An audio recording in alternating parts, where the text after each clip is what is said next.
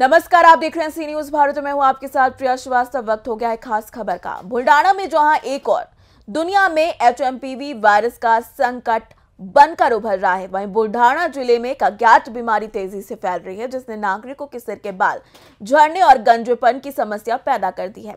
बुल्डाना के शेगांव तहसील के 15 गांवों में पिछले 10 दिनों में ये समस्या लोगों को परेशान कर रही है।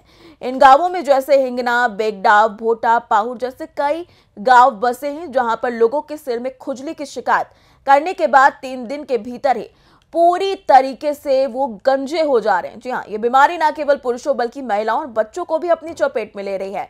इस घटना से इलाके में दहशत फैल गई है। अब तक 150 से ज्यादा लोग गंजे हो चुके हैं और करीब 400 से 450 लोग प्रभावित हुए हैं। स्वास्थ्य प्रशासन के लिए ये बीमारी एक बड़ा संकट बन चुकी है। हालांकि प्रशासन ने अभी तक केवल सर्वेक्षण शुरू किया है, लेकिन इस अज्ञात बीमारी का इलाज या समाधान नहीं निकाला गया है। इसके अलावा इस क्षेत्र में एक खार पान पट्टा नाम से भी जाना जाती है जगह, जहां किडनी की बीमारी के कारण लोग पीड़ित हुए हैं और यहां के पानी में फ्लोराइड की उच्च मात्रा पाई गई है, जिससे पानी पीने के लिए अनुपयुक्त हो गया है। कई विशेषज्ञों का मानना है कि यही वजह है कि यहाँ के लोगों के बाल झड़ रहे हैं और गंजेपन की समस्या हो रही है। स्वास्थ्य विभाग द्वारा एक टीम जल्द ही इस इलाके का दौरा करेगी, जिससे त्वचा रोग विशेषज्ञ और अन्य डॉक्टर भी शामिल हो सकेंगे। शेगाव तालुक्यातील भोंडगाव या गावामध्ये आज आम्ही या ठिकाणी ठाणेदार यांच्यासह भेट दिली। तर बातमी आल्याप्रमाणे की काही रुग्ण सापडलेले आहेत की त्यांच्या डोक्यांचे केस वगैरे जात आहेत। तर त्या अनुषंगाने आम्ही आरोग्य विभागासह इथे भेटी दिली। आरोग्य विभागाने त्यांचं सॅम्पल वगैरे घेतलेले आहेत, त्यांची पाहणी करतायत। त्या अनुषंगाने त्याचा रिपोर्ट आल्यानंतर त्याची आवश्यक जे औषधोपचार आहे किंवा जे डायग्नोसिस आहे ते निघेलच।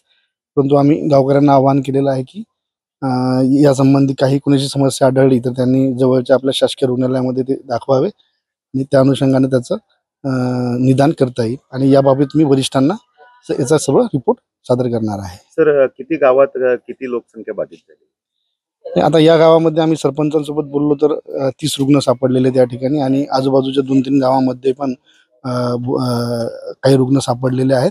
त्या अनुषंगाने जे त्याच्यासाठी करता येईल प्रशासनाच्या अनुषंगाने ते मी वरिष्ठांना त्याबाबत रिपोर्ट करून ते आपण करण्याचा प्रयत्न करू। पण या भागात या परिसरामध्ये शेगाव तालुक्यामध्ये नागरिक घाबरलेले, भयभीत झालेले, काय भयभीत होण्याचं काही कारण नाही। आता एक आरोग्य विभाग याचं लवकरच निदान करेल, त्या सॅम्पल जे पाठवलेले त्याच्या अनुषंगाने आणि जितक्या लवकर शक्य होईल यावर जो औषध उपचार असेल किंवा जे काही उपाय असेल ते आपण करण्याचा प्रयत्न करणार आहोत। ते आल्यानंतर सर्वप्रथम आपण सगळ्या पेशंटची तपासणी केली असता यामध्ये बऱ्याच पेशंटला असं आढळून आलं की त्वचेच्या आजारामध्ये फंगल इन्फेक्शन असल्याचं दिसून आलंय। सोबत पेशंटच्या कंप्लेंट्स अशा होत्या की आमच्या डोक्याला खाज येते, डोक्यामध्ये पॅचेस आहेत, सोबत स्केलिंग्स आहेत। यामध्ये मोस्टली काही आजार असे असतात की टिनिया कॅपिटिस झालं, पिटारियासिस कॅपिटिस झालं, सेबोरिक डर्मेटायटिस असे आजार मोस्टली असू शकतात।